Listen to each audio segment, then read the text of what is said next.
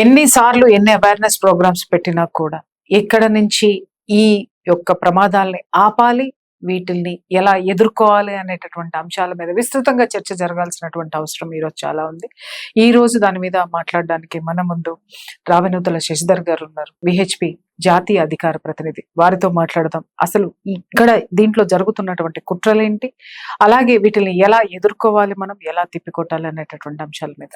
Sir నమస్తే. నమస్తే sir, నిజం చెప్తున్నాను, మీరు నేను ఈ హైదరాబాద్ లోనే, ఈ తెలంగాణలోనే ఎన్నో చూసాం, ఎన్నోసార్లు మనం మాట్లాడాం.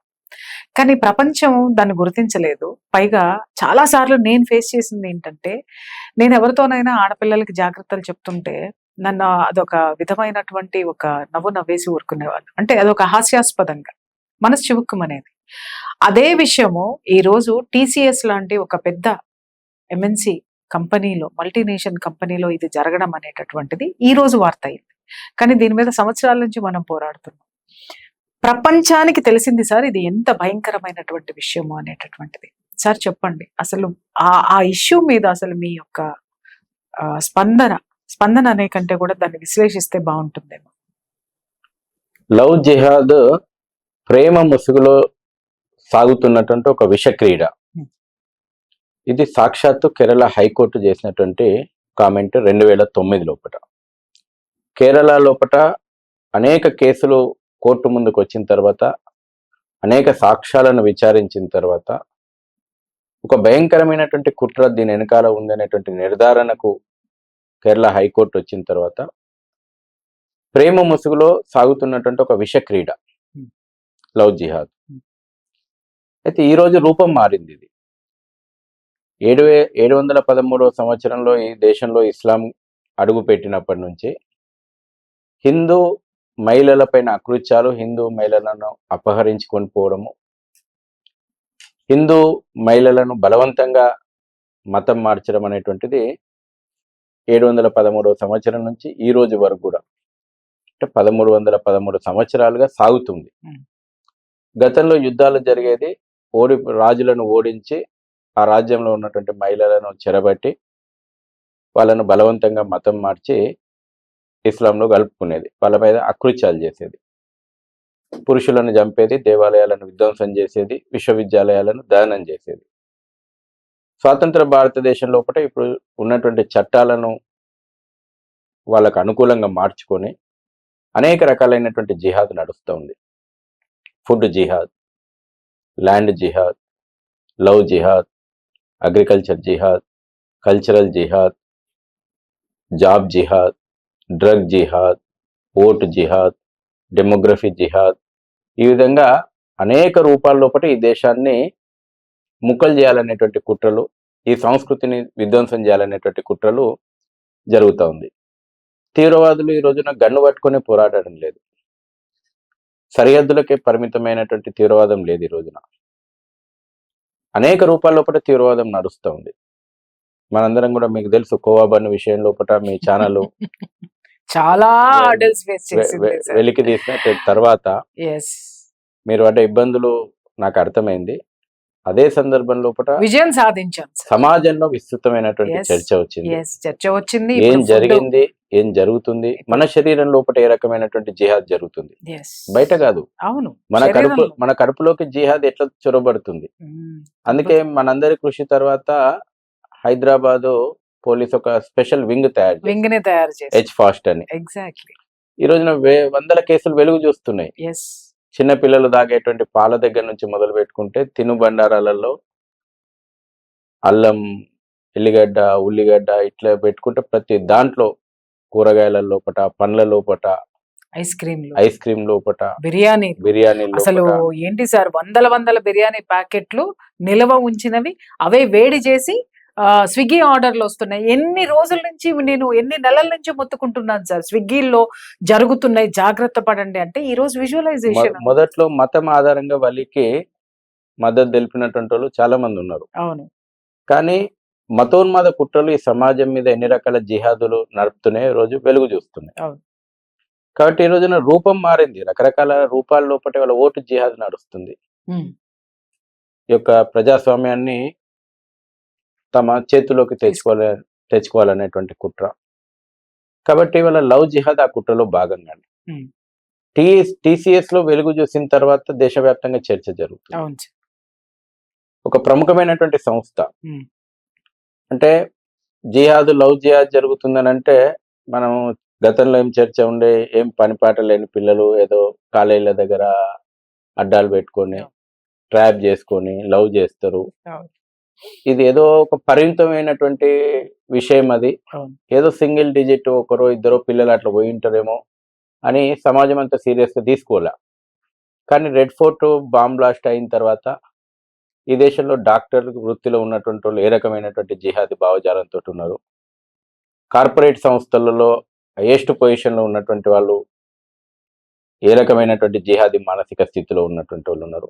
ఏ రంగంలో ఉన్నా సరే, అది వ్యాపార రంగమైనా సరే, విద్యా రంగమైనా సరే, అనేక విషయాలు బయటకు వచ్చినాయి. ఇవాళ యూనివర్సిటీలలో కూడా భారత్ తేరే తుకడే ఉంగే ఇన్షా అల్లా అనేటువంటి విభజన శక్తులు, జిహాదీ శక్తులు ఎట్లా ఉన్నాయి. అది ఫుట్పాత్ దగ్గర నుంచి మొదలు పెట్టుకుంటే అత్యున్నతమైనటువంటి ఉద్యోగంలో ఉన్నటువంటి వరకు ఇస్లామిక్ మతోన్మాద జిహాదీ తీవ్రవాదం ఈ దేశం మీద ఎన్ని కుట్రలు చేస్తుందో బహిర్గతమైంది. ఇక్కడ ఒక విషయం సార్, అసలు ఇందులో మహిళల పాత్ర ఉండడం అనేటటువంటిది అసలు ఎలా చూడాలి సార్? నిజంగా విస్మయం అందామా?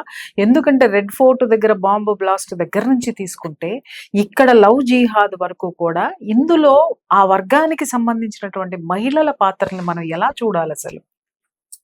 వాళ్ళు మతోన్మాదంతో ఎక్కడికి దిగజారిందంటే, అహ్మద్ నగర్ లోపల హీనా షేక్ అనేటువంటి ఒక మహిళా ఉదంతం బయటకు వచ్చింది. ట్యూషన్ చెప్పుకుంటూ అవును, 8 మంది మైనర్ అమ్మాయిలను అక్కడ ఉన్న ఒక తమ్మునికి అబ్బాయిని, తమ్మునికి తమ్ముడు తమ్మునికి వలేపించి తమ్మునితోటి క్లోజ్ గా క్లోజ్ గా కేక్ మూవ్ కట్ చేసేసి చేయించి, yes. ఆ రకంగా 8 మంది మైనర్లను తమ్మునితోటి అత్యాచారాలు చేయించి ఫోటోలు దింపి అందులో తల్లి భాగమైంది, తండ్రి భాగమైంది, మౌల్వి భాగమైండు, అక్కడ ఉన్నటువంటి సమాజం అంతా భాగమైంది.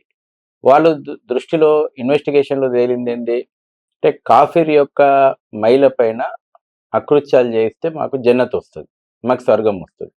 ఈ రకంగా ఒక భార్య భర్తతోటి రేపులు చేపిస్తుంది, ఒక అక్క ఒక తమ్మునితోటి రేపులు చేపిస్తుంది. అంటే కాఫీర్ మహిళలు అంటే హిందూ మహిళల పైన.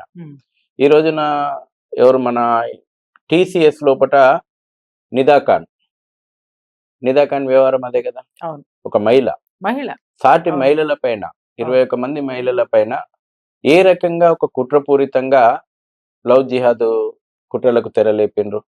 విదేశీ నిధులు వస్తున్నాయి వీళ్ళకు, విదేశాల నుంచి వేల కోట్ల రూపాయలు ఈ యొక్క మత మార్పిడికి లవ్ జిహాద్కి వస్తూ ఉన్నాయి. గతం లోపల మనకు ఒక కేసు వెలుగు చూసింది, ఇది మనకు కులం ఆధారంగా రేట్లు పెట్టడం. చెంగూర్ బాబా కేసు లోపల అది 2019 అనుకుంటా. చెంగూర్ బాబా కేసు వెలుగు చూసిన తర్వాత ఏ రకంగా రీసెంట్ గా సార్, చెంగూర్ బాబా కేసు చాలా రీసెంట్ గా అంటే 2019 లో మొదటి కేసు వెలుగు చూసింది. ఒక ఇష్యూలో అతని మీద ఇన్వెస్టిగేషన్ అప్పుడు స్టార్ట్ అయ్యింది. అండ్ రీసెంట్ గా అతను మొత్తం ఈడీ అతని మీద దృష్టి పెట్టడం తోటి 2015 లోనే చెంగూర్ బాబా కేసు యూపీలో వెలుగు చూసింది. 2015 లో చెంగూర్ బాబా కేసు వెలుగు చూసిన తర్వాత ఈ లవ్ జిహాద్ వెనకాల విదేశీ శక్తుల హస్తం ఏముంది, విదేశీ నిధులు ఏమున్నాయి. ఈ రోజున TCS లో కూడా 18 లక్షలు ట్రాన్సాక్షన్స్. అంటే ఆ అమ్మాయిలకి ఏం చెప్పిండ్రు, మీరు ఇక్కడ కుటుంబాల లోపల మీ అందమైన జీవితం ఉండదు, మలేషియా పోయినటువంటి వాళ్ళు చూడండి ఎంత అందమైన జీవితం గడుపుతున్నారో, మీ యొక్క జీవితం స్వేచ్ఛగా బతకండి, ఇటువంటి కోరికలు పుట్టించి డబ్బులు ఇచ్చి ప్రలోభాలకు గురి చేసి మతం మార్చినటువంటి ప్రయత్నం, వాళ్ళను దుర్వినియోగం చేసేటువంటి ప్రయత్నం. అదేవిధంగా మహిళలకే పరిమితమైనరా, హిందూ అబ్బాయిలకు కూడా మీరు బీఫ్ తినాలని చెప్పి, టోపీ ధరించాలని చెప్పి, నమాజులు చేయాలని చెప్పి, రంజాన్ లోపల రోజా పాటించాలని చెప్పి, ఇది ఇట్లా పాటించకపోతే మీకు ఇంక్రిమెంట్స్ ఉండవు, మీకు ప్రమోషన్స్ ఉండవు. అక్కడికే ఆగిండ్రా, వాళ్ళ భార్యలను కూడా తీసుకొచ్చి వీళ్ళతోటి సెక్సువల్ కోరికలు తీర్చుకోవాలనేటువంటి కుట్రలు కూడా బయటపడ్డాయి. ఇప్పుడు ఒక్కొక్కటి అన్ని కూడా బయటకు వస్తూ ఉన్నాయి ఇన్వెస్టిగేషన్ లోపల. తర్వాత కేరళలో చూసిన కేరళ స్టోరీ అంటే మనం అందరూ ఈ కుహానా సెక్యులరిస్టులు ప్రొపగండా. అసలు మన మీద మతోన్మాదులము, ఇస్లాం మీద అనవసరమైనటువంటి అబండాలు వేస్తున్నాము. వాస్తవం కదా, కేరళ స్టోరీ లోపట నిమిషా ఫాతిమగా ఎట్లా మారింది, సోనియా ఆయిషాగా ఎట్లా మారింది, ఐసిస్ తీవ్రవాదులుగా వాళ్ళను మార్చేటువంటి కుట్ర ఏంది, అంటే ప్రేమ ముసుగు లోపట వాళ్ళని ఒక ట్రాప్ లోకి దింపి తీవ్రవాద కార్యక్రమాలకు కూడా వాళ్ళు ఉపయోగిస్తున్నటువంటి సంఘటనలు, భయానకమైనటువంటి సంఘటనలు వెలుగు చూస్తున్నాయి.